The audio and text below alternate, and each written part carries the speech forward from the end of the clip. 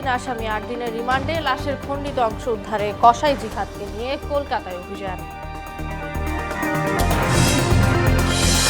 বেনজিরের দুর্নীতির বিরুদ্ধে আইনি প্রক্রিয়া অব্যাহত থাকবে জানালো দুদক। অপরাধে জড়ালে কারো দায় নেবে না সরকার, বললেন কাদের।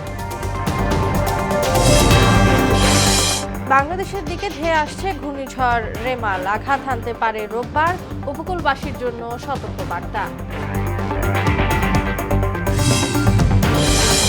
এবং উৎপাদনে প্রস্তুত মাতারবাড়ি কয়লা বিদ্যুৎ কেন্দ্র, জাতীয় গ্রিডে যোগ হবে 1200 মেগাওয়াট, দ্বিতীয় ইউনিটের বাণিজ্যিক যাত্রা জুনে।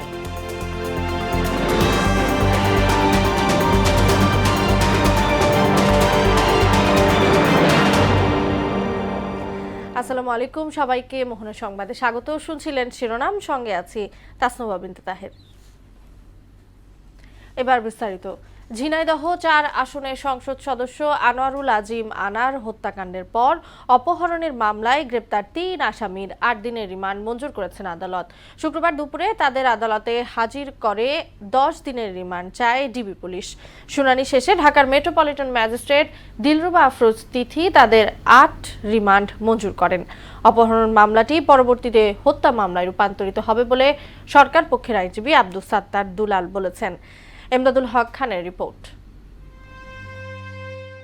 চিকিৎসার জন্য ভারতের কলকাতায় গিয়ে নিখোঁজ হন ঝিনাইদহ 4 আসনের সংসদ সদস্য আনোয়ারুল আজিম আনার। এরপর নড়েচড়ে বসে বাংলাদেশ ও ভারতের গোয়েন্দারা। তদন্তের এক পর্যায়ে জানা যায় খুন হয়েছেন এমপি আজিম। এ ঘটনায় জড়িত সন্দেহে বাংলাদেশে গ্রেপ্তার 3 আসামিকে 10 দিনের রিমান্ড চেয়ে আদালতে পাঠানো হয়। শুনানি শেষে ঢাকার মেট্রোপলিটন ম্যাজিস্ট্রেট দিলরুবা আফরোজ তিথি তাদের 8 দিনের রিমান্ড মঞ্জুর করেন।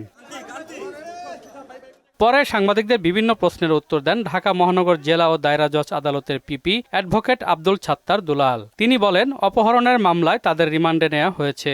আনোয়ার আজিমের মেয়ের অপহরণের মামলা করা ছিল, সেই অপহরণ মামলায় আজকে 3 আসামিকে রিমান্ডের আবেদন করছেন।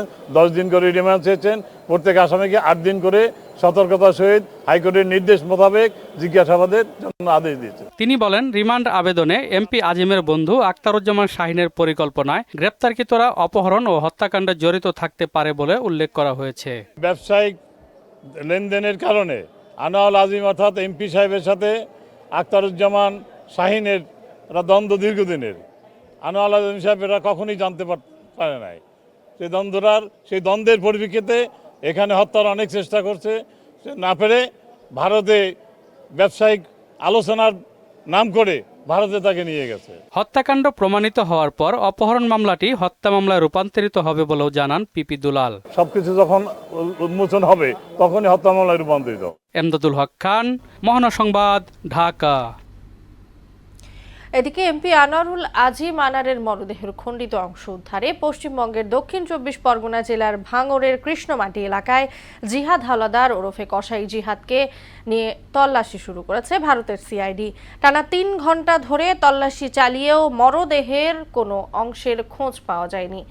সিআইডি কর্মকর্তারা বলছেন, জিহাদ যে জায়গাকে চিহ্নিত করেছিল সেখানে কিছুই পাওয়া যায়নি। ইচ্ছে করে কসাই জিহাদ ভুল জায়গা দেখিয়েছিল। এর আগে বারাসাত আদালত সিআইডির জিম্মায় তাকে 12 দিনের রিমান্ড মঞ্জুর করে।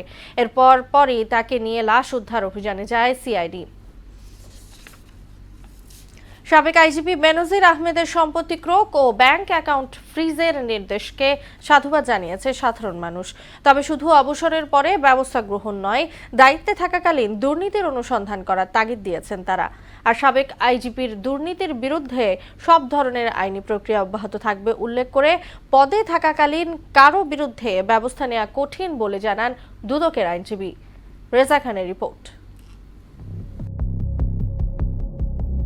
পুলিশের সাবেক আইজি বেনজির আহমেদের বিরুদ্ধে অবৈধ সম্পদ অর্জন নিয়ে গত 31 মার্চ গণমাধ্যমে প্রতিবেদন প্রকাশিত হয়।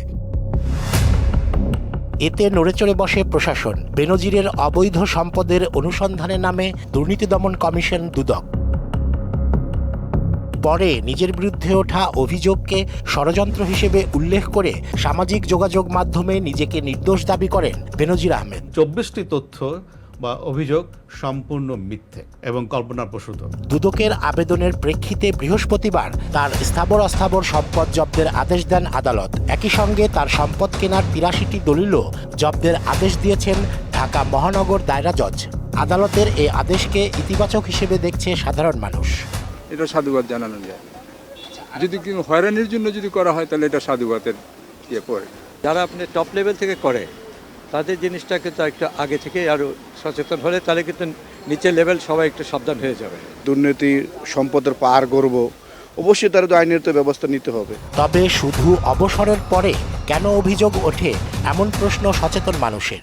চাকরির এজন থাকে তখন তারা এটারে গোয়েন্দা বিভাগ যাই হোক ওই টাইমে এদের ধরার উচিত। বেনজিরের বিরুদ্ধে যে ব্যবস্থা নেওয়া হয়েছে এটা বেনজির হচ্ছে যখন আইজিপি ছিল তখনই তো তার দুর্নীতির অবস্থাটা গোয়েন্দা বিভাগ এবং আরও অন্যান্য কর্তৃপক্ষের জানা থাকার কথা।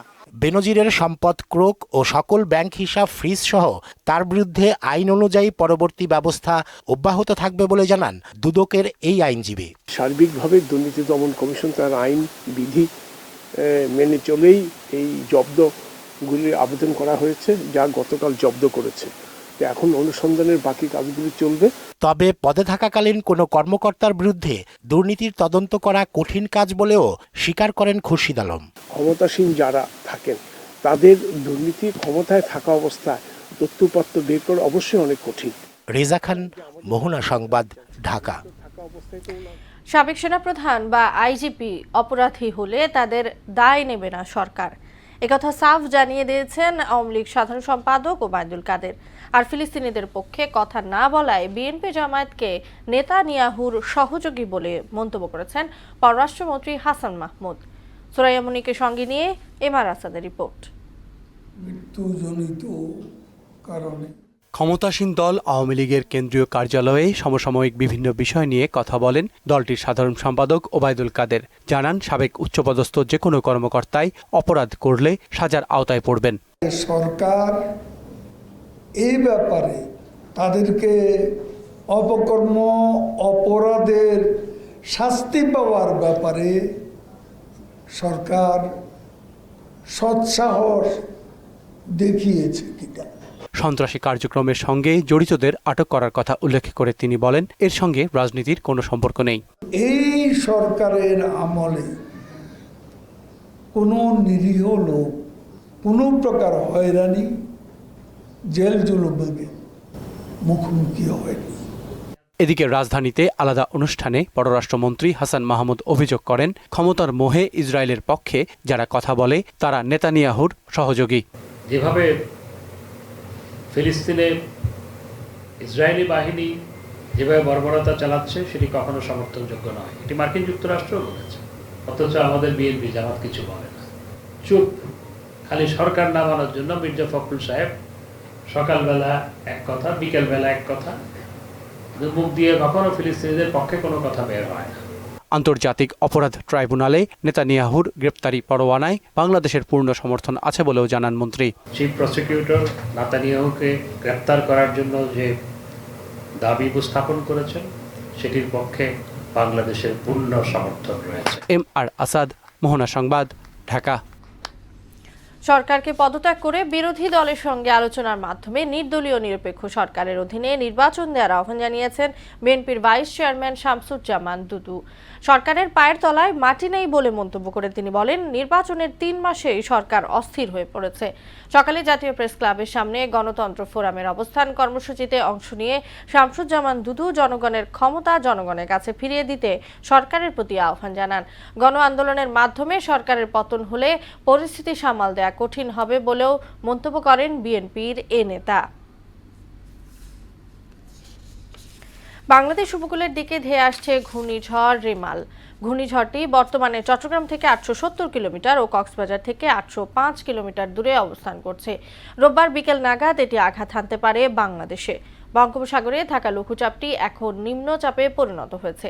নিম্নচাপের কেন্দ্রে 44 কিলোমিটারের মধ্যে বাতাসের একটানা সর্বোচ্চ গতিবেগ ঘন্টায় 40 কিলোমিটার। আরও জানাচ্ছেন সাইমুন মুবিন পল্লব। বাংলাদেশের দিকে ধেয়ে আসছে ঘূর্ণিঝড় রেমাল। আরবি শব্দ রেমালের অর্থ বালু। আবহাওয়া অধিদপ্তর বলছে বঙ্গোপসাগরে থাকা লঘুচাপটি এখন নিম্নচাপে পরিণত হয়েছে। এখন এটি ধীরে ধীরে রূপ নিচ্ছে ঘূর্ণিঝড়ে। রোববার সন্ধ্যায় রেমাল নাম নিয়ে ঘূর্ণিঝড়টি বাংলাদেশ ও ভারতের পশ্চিমবঙ্গের উপকূলীয় অঞ্চলে আঘাত হানতে পারে। নিম্নচাপটি চট্টগ্রাম থেকে 870 কিলোমিটার ও কক্সবাজার থেকে 805 কিলোমিটার দূরে অবস্থান করছে। গত কয়েকদিন যাবৎ যে সার্কুলেশন বা লঘুচাপ, পরবর্তীতে সুস্পষ্ট লঘুচাপ ছিল গতকাল, এটা আজকে সকালে এরই মধ্যে নিম্নচাপে পরিণত হয়েছে এবং এটা আরো ঘনীভূত হয়ে এটা শক্তি অর্জন করছে এবং পরবর্তীতে এটা ঘূর্ণিঝড়ে রূপ নিতে পারে। সাগর উত্তাল থাকায় দুর্ঘটনা এড়াতে চট্টগ্রাম, কক্সবাজার, মংলা ও পায়রা সমুদ্রবন্দরকে 1 নম্বর দূরবর্তী সতর্কতা সংকেত দেখাতে বলা হয়েছে। একই সঙ্গে বঙ্গোপসাগর ও গভীর সাগরে অবস্থানরত সব মাছ ধরার ট্রলারকে পরবর্তী নির্দেশ না দেওয়া পর্যন্ত সাবধানে চলাচল করতে বলা হয়েছে। এদিকে ভারতের আবহাওয়া দপ্তর জানিয়েছে, রোববার সন্ধ্যায় বাংলাদেশ ও ভারতের পশ্চিমবঙ্গের উপকূলীয় অঞ্চলে আঘাত হানতে পারে ঘূর্ণিঝড়টি। এই সময় বাতাসের গতিবেগ থাকবে ঘন্টায় 100 থেকে 120 কিলোমিটার। সাইমন মবিন পল্লব, মোহনা সংবাদ। পূর্ণমাত্রায় উৎপাদনে প্রস্তুত কক্সবাজারের মাতারবাড়ি সমুদ্র পাড়ের কয়লা বিদ্যুৎ কেন্দ্র, যেখান থেকে জাতীয় গ্রিডে যোগ হবে 1200 মেগাওয়াট বিদ্যুৎ। পরীক্ষামূলকভাবে চালুর পর কেন্দ্রটির দ্বিতীয় ইউনিটের বাণিজ্যিক যাত্রাও শুরু হচ্ছে আগামী মাসে। বর্তমানে কারিগরি সমস্যায় পুরো বিদ্যুৎ নিতে পারছে না জাতীয় গ্রিড। এই সংকট কাটলে পূরণ হতে পারে চট্টগ্রামের লাগামহীন বিদ্যুৎ ঘাটতি। গভীর সমুদ্র ব্যবহার করে নেয়া বন্দরের সুবিধায় ইতোমধ্যে শুধু কয়লা এনেই বছরে আয় হচ্ছে 15 কোটি টাকা। 2 পর্বের ধারাবাহিকে মাতারবাড়ি ঘুরে এসে জানাচ্ছেন বোরহানুল হক সম্রাট। যে ভূমিতে শুধু চলতো লবণ চাষ, সেখানে এখন এমন পাল্টে যাওয়া চিত্র কর্মযজ্ঞ। সমুদ্র উপকূলের এমন প্রায় বিচ্ছিন্ন জনপদে 1600 একর জমির উপর গড়ে উঠছে 1200 মেগাওয়াটের বিদ্যুৎ কেন্দ্র। 52,000 কোটি টাকার এ প্রকল্পে রয়েছে কয়লা খালাসের জেটি আর বন্দরও। দেশের পানি সম্পদ ব্যবহার করে কতখানি এগিয়ে যাওয়া সম্ভব, ধীরে ধীরে যেন তার উদাহরণ হয়ে উঠছে কক্সবাজারের মাতারবাড়ি বন্দর। 700 কোটি টাকার বিদ্যুৎ বিক্রি করছি এবং এই বিদ্যুৎ বিল এখনও আমরা পাই নাই। দ্বিতীয় ইউনিটটা 24শে ডিসেম্বর 2023 আমরা সিনক্রোনাইজ করছি এবং এটা টেস্টিং কমিশনিং চলতেছে। আশা করি জুনের ভিতরে আমরা দ্বিতীয় ইউনিটেও টেস্টিং কমিশনিং শেষ করে কমার্শিয়াল অপারেশনে যেতে পারবো। বিদ্যুৎ কেন্দ্রের নির্মাণ কাজ শুরু করার সরঞ্জামাদি নিয়ে 2020 সাল থেকে এবছরের এপ্রিল পর্যন্ত ভিড়েছে 114টি জাহাজ। এভাবেই পাল্টে যাচ্ছে ব্লু ইকোনমি আর সমুদ্র বন্দর ব্যবহারের 53 বছরের গল্প। মাতারবাড়ি গভীর সমুদ্র বন্দরে সেখানে 16 থেকে 18 মিটার পর্যন্ত ড্রাফট থাকবে। বর্তমানে আমরা যেখানে 3000 টিউজ নিয়ে কন্টেইনার আসে, সেখানে হয়তো 8 থেকে 10,000 টিউজ নিয়ে কন্টেইনার আসতে পারবে। সমুদ্র বন্দরের এই সুবিধা কাজে লাগিয়ে অনেক কম খরচে কয়লা আসছে মাতারবাড়িতে, যার ফলে পায়রা, রামপাল সহ আমদানি করা যে কোনো কয়লাভিত্তিক বিদ্যুতের চেয়ে কম হবে এর মূল্য। লোডিং আনলোডিং প্লাস কয়লা নিয়ে আমাদের এখানে কস্ট, অপারেশন কস্ট কম পড়ে ওগুলার চেয়ে। যদিও আমার ইনিশিয়াল কস্ট বেশি, কিন্তু অপারেশনাল কস্ট কম, কারণ ওর কয়লা লোডিং আনলোডিং প্লাস কয়লা আনতে যে খরচ, সেই তুলনায় আমার এখানে কম। তবে 1.5 লক্ষ কোটি টাকার এই প্রকল্পের খরচকে বরাবরই অতি মূল্যায়িত এক প্রকল্প বলে অভিহিত করে আসছেন দেশের শীর্ষস্থানীয় অর্থনীতিবিদরা। এখন প্রশ্ন, কম টাকায় নিরবিচ্ছিন্ন বিদ্যুৎ সরবরাহ সেই অপবাদকে কতটা ঘুচিয়ে দিতে পারবে? শতভাগ নিজের মালিকানায় সবচেয়ে কম দামে বিদ্যুৎ সুবিধা দিতে চলেছে মাতারবাড়ির এই বিদ্যুৎ কেন্দ্র। তবে ধারাবাহিকভাবে সেই বিদ্যুৎ পেতে দরকার যথাযথ সঞ্চালন লাইন আর দক্ষ কয়লা আমদানি ব্যবস্থাপনা। বোরহানুল হক সম্রাট, মোহনা সংবাদ, মাতারবাড়ি, মহেশখালী, কক্সবাজার। সরকারের নানামুখী পদক্ষেপের পরও সুখবর মিলছেই না নিত্য পণ্যের দামে। ঝাঁঝ বেড়েছে কাঁচামরিচের আর অব্যাহতভাবে বাড়ছে অন্যান্য দ্রব্যমূল্য। এতে নাভিশ্বাস উঠেছে সীমিত আয়ের মানুষের। সরকার কঠোরভাবে বাজার মনিটরিংয়ের নির্দেশ দিলেও সিন্ডিকেটের দৌরাত্ম্য আর মজুরদারদের কৃত্রিম সংকটে লাগাম ছাড়া নিত্য পণ্যের বাজার। শামীমুজ্জামান চৌধুরীর রিপোর্ট। সপ্তাহের ব্যবধানে দ্বিগুণ হয়েছে কাঁচামরিচের দাম। কেজিতে অন্তত 80 টাকা বেড়ে 240 টাকায় বিক্রি হচ্ছে। বাজারে ডিমের হালি হাফ সেঞ্চুরি ছুঁয়েছে গত সপ্তাহেই। বাজার ভেদে বিক্রি হচ্ছে 55 টাকা পর্যন্ত। আমরা যেটা রিটেল বাজারে পাচ্ছি সেটা হচ্ছে আমাদের আমদানিটা কম, আমরা আরো দিকে ডিম পাচ্ছি না, বাজারে খুব ক্রাইসিস। আমরা এই জন্য দেখতেছি আরো দ্বারা দাম বাড়িয়ে বেচতেছে, আমরা অন্য দাম বাড়িয়ে বেচতেছি। ভরা মৌসুম পেরিয়ে গেলেও আলু পেঁয়াজের দামে কোনো পরিবর্তন হয়নি। বাড়তি দামে বিক্রি হচ্ছে আলু পেঁয়াজ। আজকে পাইকারি বাজার 68 টাকা কেজি পেঁয়াজ চলে, দেশি পেঁয়াজ। সেই পেঁয়াজ 800 টাকা কিনলে আমাদের খরচ নিয়ে 72-73 টাকা পড়ে, আমাদের 80 টাকা বিক্রি করা লাগে। অলরেডি 2-3 দিনের মধ্যে কেজিতে প্রায় 8-10 টাকা ডিফারেন্স হয়ে গেছে। এদিকে সবজির বাজারেও নেই স্বস্তির খবর। গ্রীষ্মকালীন সবজি কচুরমুখীর কেজি 120 টাকা, বেগুন 70 থেকে 100 টাকা, করলা 80 টাকা, পটল 60 টাকা, ঢেঁড়স 50 আর সেঞ্চুরি হয়েছে বরবটির দাম। পেঁপে বিক্রি হচ্ছে 80 টাকা কেজি দরে। কাকল নতুন এগুলো একটু দাম বেশি, এরপরে মনে করেন যে পটলটা একটু দাম বেশি, সিসিঙ্গা হইলো 50, দুন্দুল 50, পটল 80। দাম নিয়ন্ত্রণে সরকারের নজরদারি বাড়ানোর দাবি ক্রেতাদের। সব কিছুরই তো দাম বাড়তি, এখন সাধারণ মানুষের জন্য তো একটু কষ্ট হয়ে যাচ্ছে কেনাকাটা করাটা। সরকারের একটু দেখা উচিত আমাদের দিকে। গরু ও খাসির মাংসের দামে তেমন কোনো হেরফের না থাকলেও ব্রয়লার মুরগি কেজিতে 220 আর সোনালির দাম আটকে আছে 400 টাকায়। শামীমুজ্জামান চৌধুরী, মোহনা সংবাদ, ঢাকা। ফুটবল অনেক নাটকীয়তার পর এবার কোচ হিসেবে জাভির হার্নান্দেজকে বরখাস্ত করল স্প্যানিশ ক্লাব বার্সেলোনা। এক বিবৃতিতে ক্লাবটি জানায় 2024-25 মৌসুমে কোচ হিসেবে থাকবেন না জাভির। শুক্রবার বার্সার সভাপতি লাপোর্তো, সহসভাপতি রায়া জুস্তে, স্পোর্টিং ডিরেক্টর ডেকো ও কোচ জাভির উপস্থিতিতে এক সভা হয়। সেখানেই নেওয়া হয় এই সিদ্ধান্ত। এর আগে নিজে বার্সা ছাড়ার ঘোষণা দিলেও পরে ক্লাবটির অনুরোধে তা প্রত্যাহার করেন। কিন্তু এবার চূড়ান্ত ঘোষণা দিল বার্সা। এদিকে 5 মৌসুম পর ইতালি ক্লাব এসি মিলান ছাড়ার ঘোষণা দিলেন coach Stefano Pioli. Cricket Dhaka premier division নারী লিগে খেলাঘর সমাজকে 6 উইকেটে হারিয়ে জয়ের ধারা অব্যাহত রেখেছে ঢাকা আবাহনী। সাভারের বিকেএসপি গ্রাউন্ডে টস জিতে ব্যাট করতে নেমে 140 রানে অল আউট হয় খেলাঘর। জবাবে ব্যাট করতে নেমে 25 ওভার 3 বলেই জয় পেয়ে যায় ঢাকা আবাহনী। 14 রান দিয়ে 3 উইকেট নিয়ে ম্যাচ সেরা হন আবাহনীর নাহিদা আক্তার। একই সময়ে বিকেএসপির অন্য মাঠে জাভিদ আহসান সোহেলকে 9 উইকেটে হারিয়ে আসরে প্রথম জয়ের দেখা পেল বাংলাদেশ আনসার এবং কলাবাগান ক্রীড়া চক্রের বিপক্ষে 4 উইকেটের জয় পায় বিকেএসপি দল। শেষ করব মোহনা সংবাদ, যাওয়ার আগে শিরোনামগুলো জানিয়ে দিচ্ছি আরো।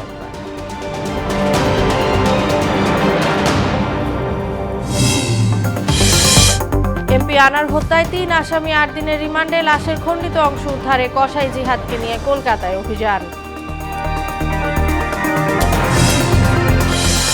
বেনজিরের দুর্নীতির বিরুদ্ধে আইনি প্রক্রিয়া অব্যাহত থাকবে জানালো দুদক। অপরাধে জড়ালে কারো দায় নেবে না সরকার, বললেন কাদের। বাংলাদেশের দিকে ধেয়ে আসছে ঘূর্ণিঝড় রেমাল, আঘাত হানতে পারে রোববার, উপকূলবাসীর জন্য সতর্কবার্তা।